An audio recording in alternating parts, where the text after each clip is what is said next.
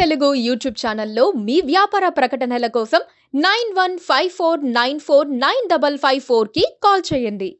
తెలుగు రాష్ట్రాల రాజకీయాల్లో గణనీయమైన మార్పు వస్తోంది. కొందరు నేతలు పక్కచూపులే కాదు పైచూపులు కూడా చూస్తున్నారు. రాష్ట్రంలో ఉండే కంటే ఢిల్లీలో సెటిల్ అయితే బాగుంటుందన్న కోరిక వారిలో కలుగుతోంది. ఇప్పుడున్న అనివార్యతతో పాటు సేఫ్ గేమ్ ఆడేందుకు కూడా ఆ పని చేయాల్సి ఉంటుందని వారు భావిస్తున్నారు.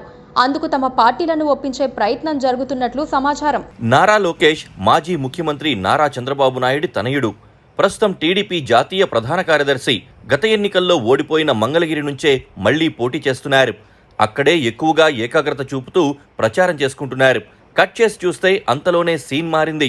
మా రాష్ట్రానికి వచ్చి ప్రచారం చేయాలంటూ పొరుగు ప్రాంతాల బీజేపీ నేతలు లోకేష్ను అభ్యర్థించారు. బీజేపీ తమిళనాడు అధ్యక్షుడు అన్నామలై కోసం లోకేష్ కోయంబత్తూరు వెళ్లి ప్రచారం చేశారు. లోకేష్ రోడ్ షోలకు విశేష స్పందన వచ్చింది. భారీగా జనం తరలివచ్చారు. లోకేష్ విజయవాడలో ల్యాండ్ కాగానే బీజేపీ పెద్దల నుంచి మళ్లీ పిలుపొచ్చింది. కొంచెం కర్ణాటకలో కూడా ప్రచారం చేయాలని ఆయన అభ్యర్థించారు. బెంగళూరు దక్షిణ నియోజకవర్గంలో పోటీ చేస్తున్న యువనేత తేజస్వి సూర్య కోసం లోకేష్ ప్రచారం చేయబోతున్నారు. బెంగళూరు మొత్తం తెలుగువారు పాతుకుపోవడంతో లోకేష్ ప్రచారం పనికొస్తుందని ఎదురుచూస్తున్నారు.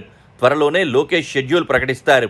ఈ క్రమంలోనే జనసేన అధ్యక్షుడు పవన్ కళ్యాణ్ కూడా బీజేపీ అభ్యర్థుల కోసం ప్రచారం చేస్తారు. కర్ణాటక బీజేపీ అధ్యక్షుడు విజయేంద్ర ఆహ్వానం మేరకు పవన్ అక్కడికి వెళ్తున్నారు.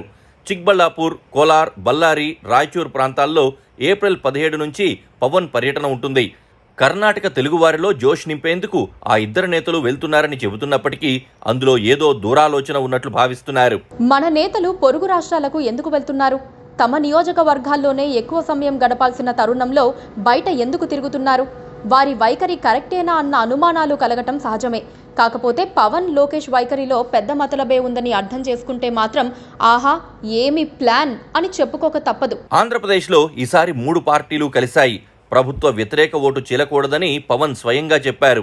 సీఎం జగన్ రెడ్డి ఓటు బ్యాంకును చీల్చి తమ వైపుకు తిప్పుకోవాలంటే రాష్ట్రంలోనే ఎక్కువగా ప్రచారం చేయాలి.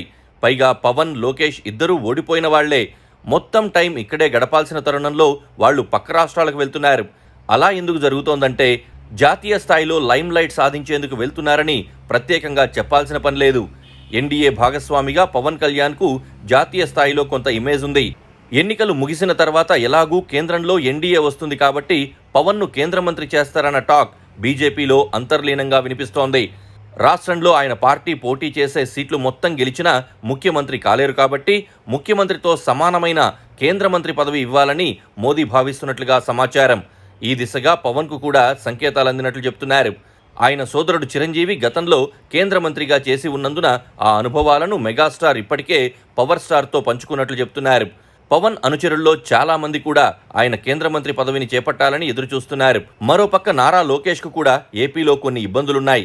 పార్టీ గెలిచిన వెంటనే ఆయన ముఖ్యమంత్రి కాలేరు. తొలుత ఆయన తండ్రి చంద్రబాబు సీఎంగా పదవిని చేపట్టి రాష్ట్ర ఆర్థిక వ్యవస్థను గాడిలో పెట్టాలి, పరిపాలనను సంస్కరించాలి. తర్వాతనే ఏదైనా చేసే అవకాశం ఉంది. అంతవరకు లోకేష్ రాష్ట్ర మంత్రిగా ఉండి పెద్దగా ప్రయోజనం లేదు. అందుకే కేంద్ర మంత్రి పదవే కొంతకాలం కరెక్ట్ అన్న ఆలోచన వస్తోంది.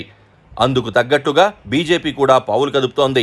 ఈసారి ఏపీకి 4 వరకు కేంద్ర మంత్రి పదవులు ఇవ్వాలని, అందులో సగభాగం మిత్రపక్షాలకు ఇవ్వాలని భావిస్తున్నందునే ఆ దిశగా చర్యలు చేపడుతున్నారు.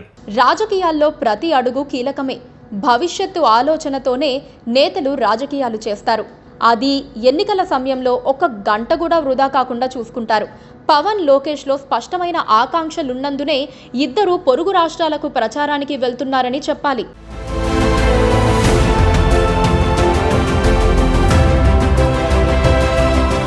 Please subscribe to KTV Telugu. KTV Telugu. KTV Telugu. KTV Telugu channel.